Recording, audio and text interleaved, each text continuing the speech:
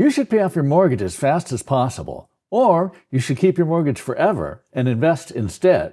Both of these statements are correct, and both are dead wrong. After advising clients for over 30 years, I've discovered that this question has a different answer for everyone, and getting it wrong can really cost you in retirement. Today, I'm going to show you exactly how to determine your right answer using the same framework I've used with thousands of clients. And I'll start by revealing why the most common advice about mortgage payoff is fundamentally flawed. Let me explain what we're really talking about here. If you're watching this video, you probably have surplus money every month after paying your bills. Now you're facing a choice. Put that extra money toward paying your mortgage off faster or invest it elsewhere. It seems like a simple question, but there's a reason why financial experts disagree so strongly about this. The truth is that both sides have valid points, but they're often missing the complete picture. I've spent over 3 decades helping clients make this exact decision, and I've seen the real-world results of both approaches. What I've learned might surprise you. The answer isn't just about math, but we'll certainly look at the numbers. It's about understanding how mortgages actually work,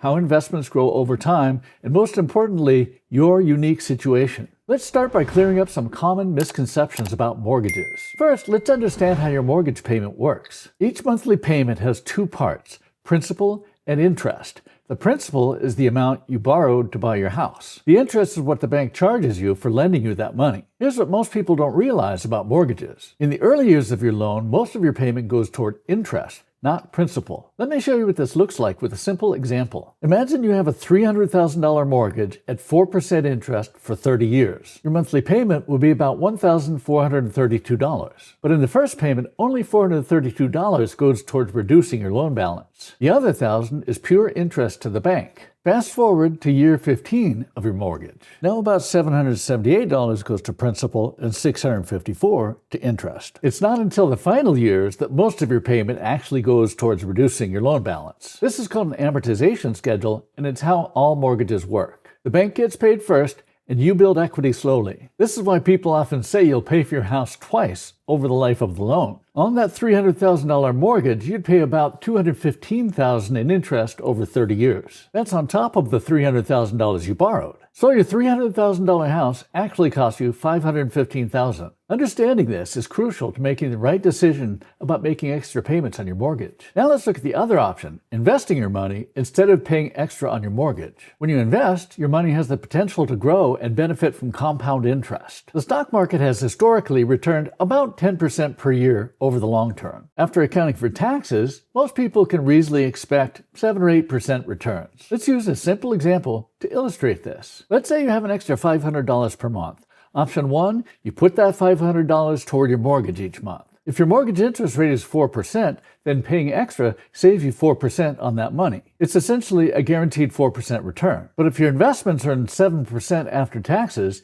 you're potentially earning 3% more. Over 20 or 30 years, that difference can be substantial. Let me show you just how substantial. If you invested $500 monthly for 25 years at 7%, you'd end up with roughly $407,000. If you use that same $500 to pay down a 4% mortgage, you'd save about $157,000. That's a difference of nearly $250,000 in favor of investing. But here's where most analyses stop. And that's a problem. There are 3 critical variables that most mortgage calculators and financial articles ignore. The first variable is risk. Paying off your mortgage gives you a guaranteed return equal to your interest rate. Investing offers a potentially higher return, but with no guarantees. The stock market can be volatile in the short term. We've seen multiple years where the market dropped 20% or more. If you're comparing a guaranteed 4% to a potential but uncertain 7%, that certainly has value. The second variable is liquidity. Money in your investment account is accessible if you need it. Money used to pay down your mortgage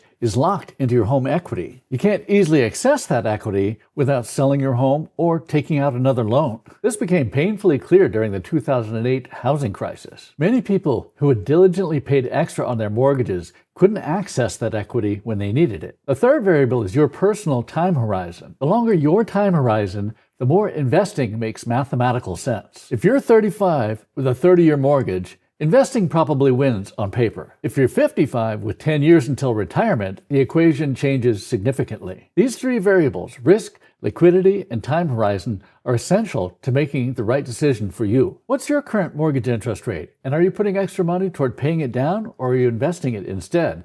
I'd love to hear your reasoning in the comments below. Let's look at how to apply these variables to your specific situation. I've developed a simple framework to help my clients make this decision. It starts with answering 4 basic questions. Question 1.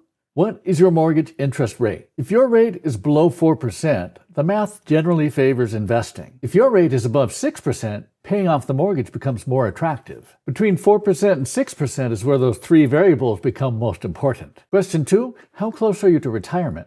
Having no mortgage payment in retirement reduces your monthly expenses. This means you need less income to maintain your lifestyle. Question 3, do you have adequate emergency savings and retirement contributions? Before even considering making extra mortgage payments, you should have a year or so in emergency savings, at least 15% of your income going to retirement accounts, and no high-interest debt like credit cards. And question 4, how important is peace of mind to you? This is the psychological factor that spreadsheets can't calculate. Some people sleep better at night knowing their home is paid off. Others are comfortable with debt if the math shows investing is better. Neither approach is wrong. It depends on your personal values. Now let's look at some specific scenarios to see how this framework applies. Scenario 1, a young family with a 3.5% mortgage rate. Meet John and Sarah, both 35 with 2 young children. They have a 30-year mortgage at 3.5% with 28 years remaining. They have adequate emergency savings and are contributing to their retirement. They have an extra $600 a month and are trying to decide what to do with it. In their case, investing makes more mathematical sense. Their low interest rate and long-term time horizon favor investing. They should focus on maxing out tax-advantaged accounts like 401ks and Roth IRAs. Scenario 2, pre-retirees with a 5.5% mortgage. Meet Robert and Linda, both 58, planning to retire at 65. They have a mortgage at 5.5% with 12 years remaining. They're already maxing out their retirement accounts, and they have an extra $1,000 per month available. For them, paying down the mortgage makes more sense. Their higher interest rate and shorter time horizon